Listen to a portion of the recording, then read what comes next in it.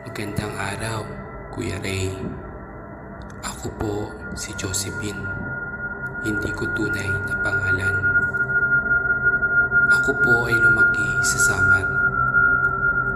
Tatlo kaming magkakapatid, kasama ni Inay at ni Itay. Hindi ko na po sasabihin kung saan eksakto sa Samar para na rin sa proteksyon ng pamilya ko.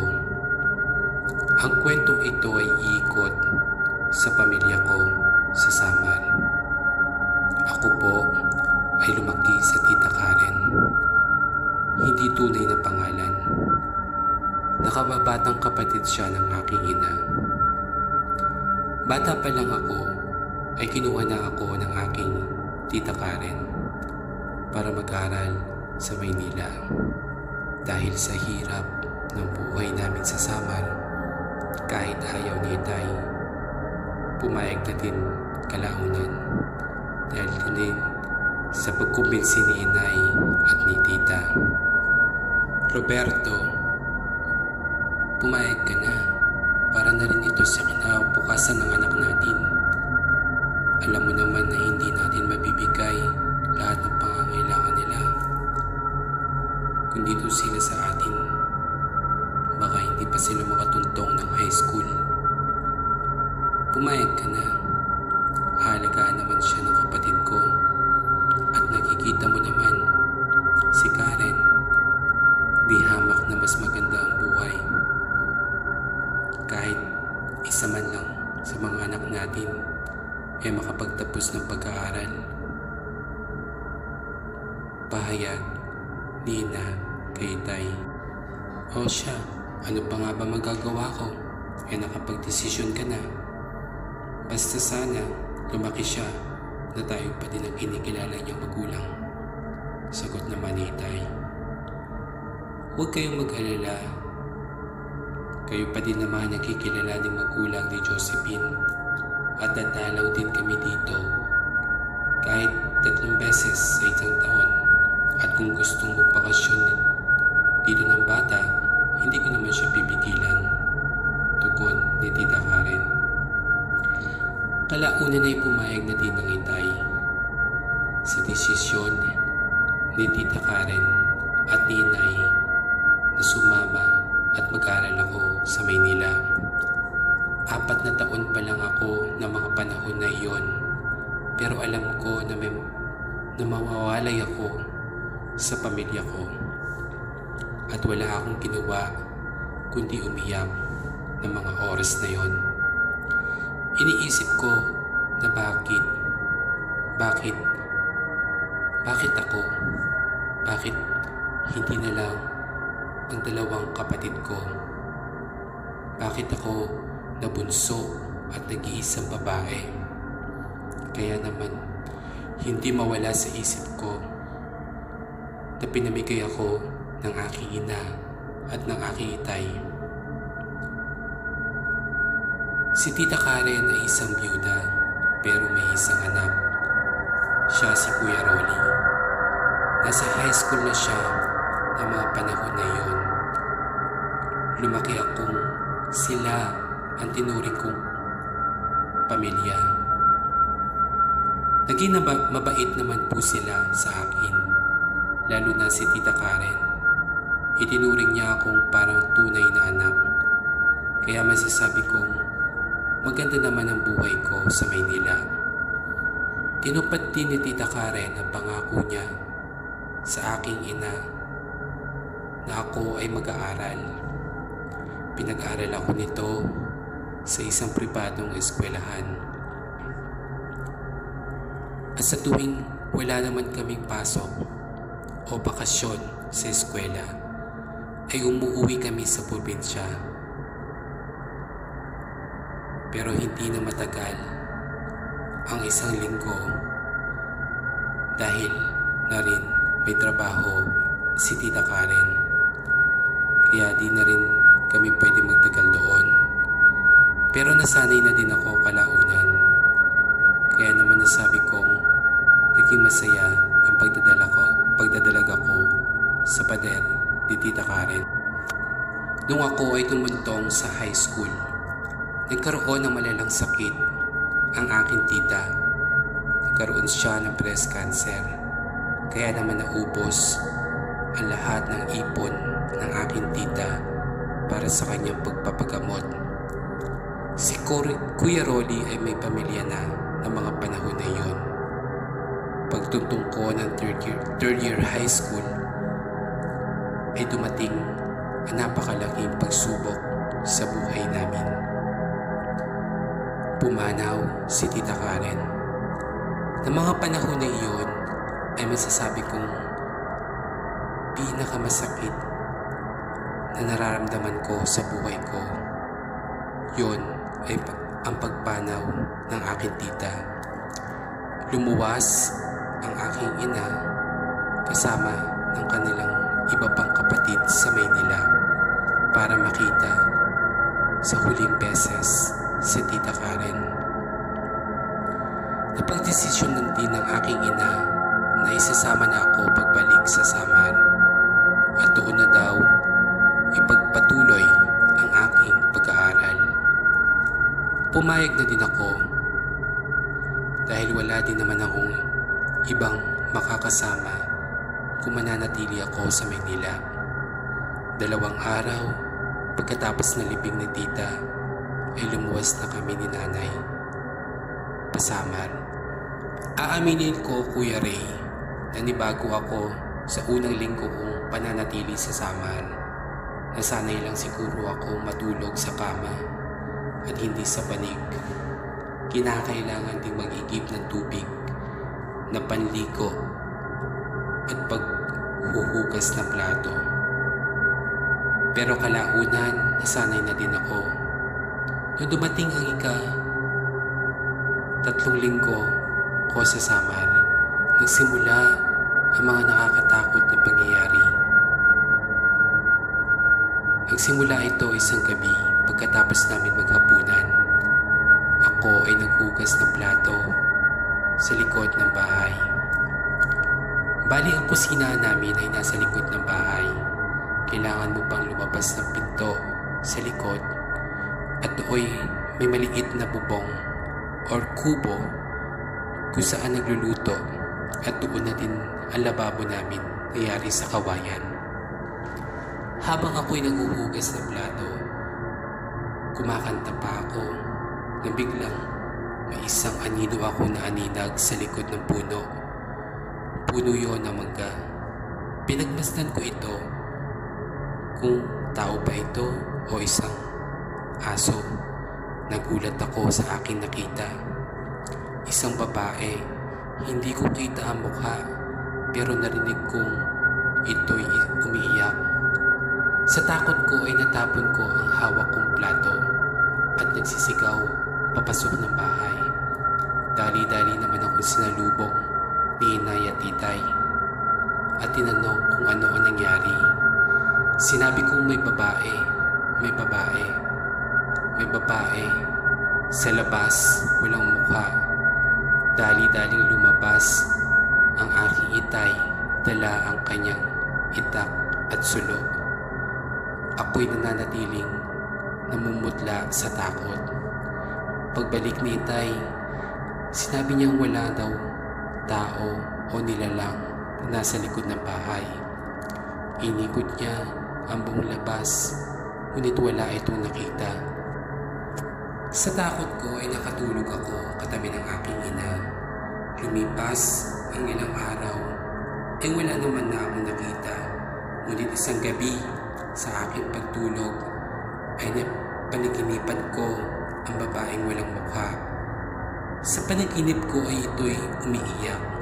Nawaring may gustong sabihin, ngunit walang lumalabas sa kanyang bibig, kundi tangis at pag-iyak.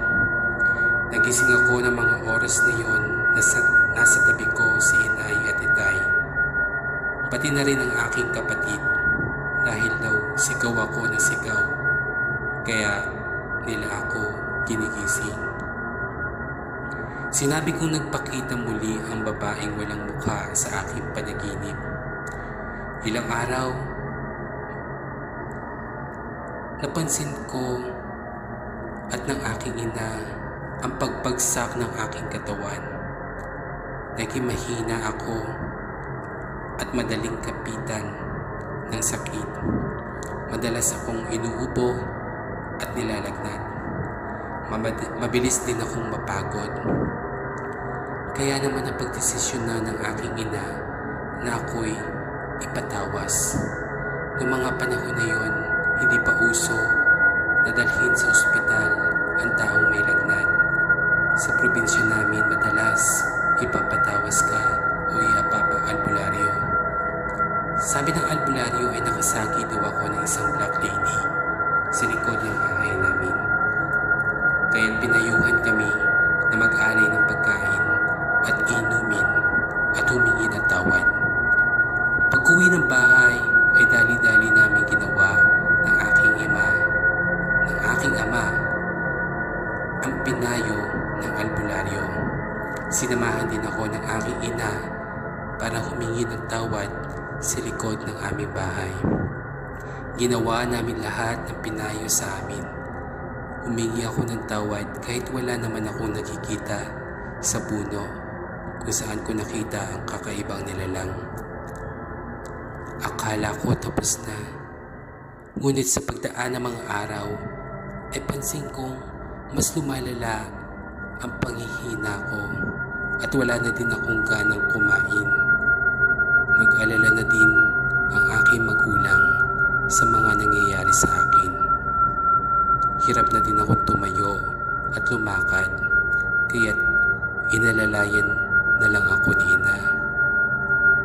Araw ng linggo, napagpasyahan ng aking ina na kami magsimba. Baka daw kulang lang kami sa pananampalataya sa Diyos. Sinamahan kami ng aking ama dahil sa hirap na rin si inay sa pag-aalalay sa akin. Pagkatapos ng misa ay nagsabi si nanay na magsindi daw kami ng kandila bago umuwi at humiling na mawala na ang aking nararamdaman. Habang kami nagdadasal, pansin ko ang matandang babae na tingin ng tingin sa amin. Hindi ko ito pinansin noong una dahil gusto kong tapusin ang aking pagdarasal at iniisip ko na baka ibang tao ang tinitignan nito. Ngunit habang naglalakad kami palabas na ng simbahan, pansin kong nakasunod sa amin ang matanda. Kaya sinabi ko ito sa aking ina, "Nay, kanina pa tayo tinitignan ng matandang babae at ngayon sa likod natin nakasunod siya." Lumingon ang aking ina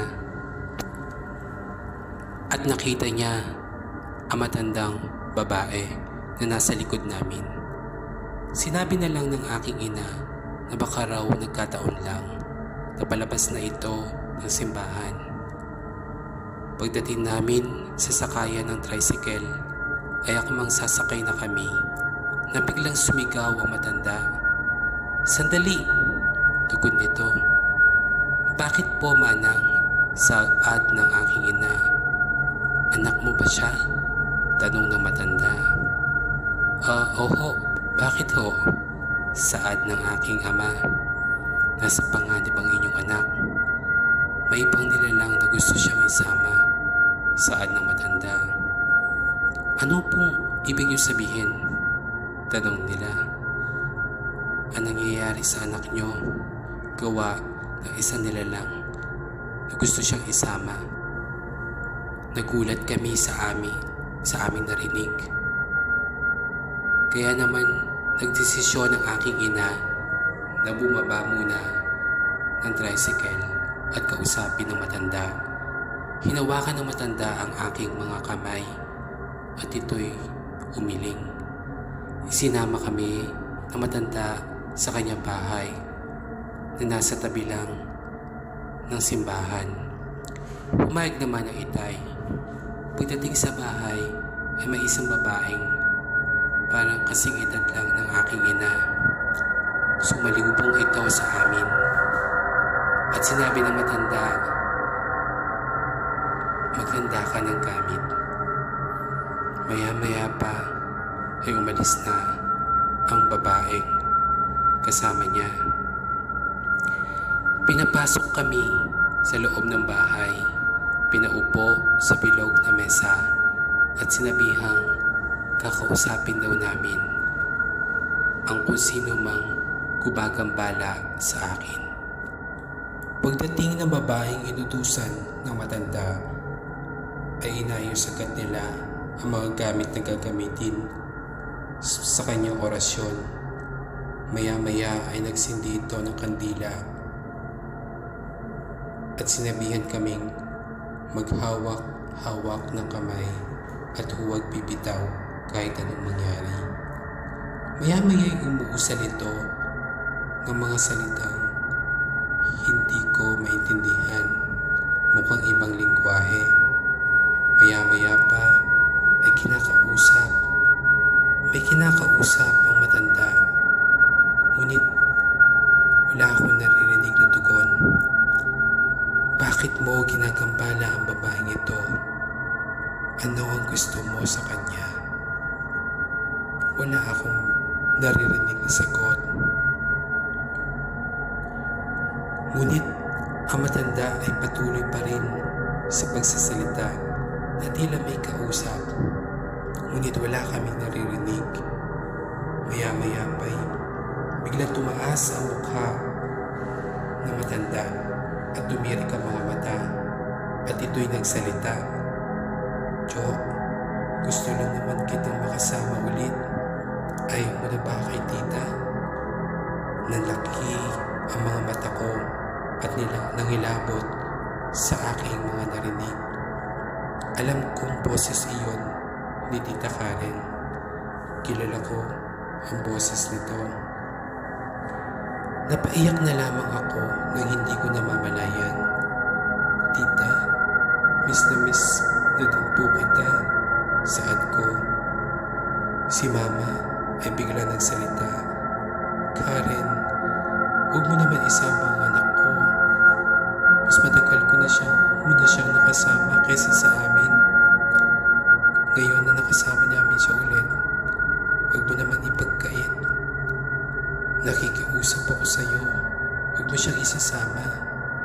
Nag-iiyakan sina nanay at tatay.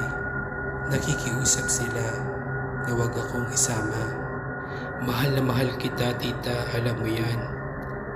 At miss na din na po kita. Pero tita, di pa ako ready.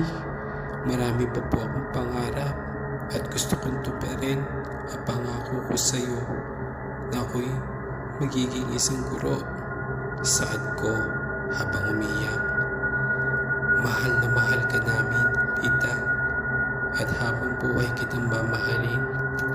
Lahat ng sakripisyo mo at pagmamahal, hindi ko makakalimutan," dagdag ko. Maya-maya pa ay may malamig na yakap at halik sa aking noo. Naramdaman ko iyon. Lalo akong napahagulgol dahil alam ko si Tita Karen ang gumawa noon, gaya ng madalas niyang ginagawa sa akin nung ako'y bata pa. Sa ngayon ay isang na akong guro at nandito sa Samar nagtuturo. May sarili na din po akong pamilya, Kuya Ray, at tuluyan ng gumaling ang aking karamdaman. Ito ang aking karanasan na kailanman ay hindi ko makakalimutan. Hanggang dito na lang po at maraming salamat sa pakikinig nyo sa aking kwento. Josephine.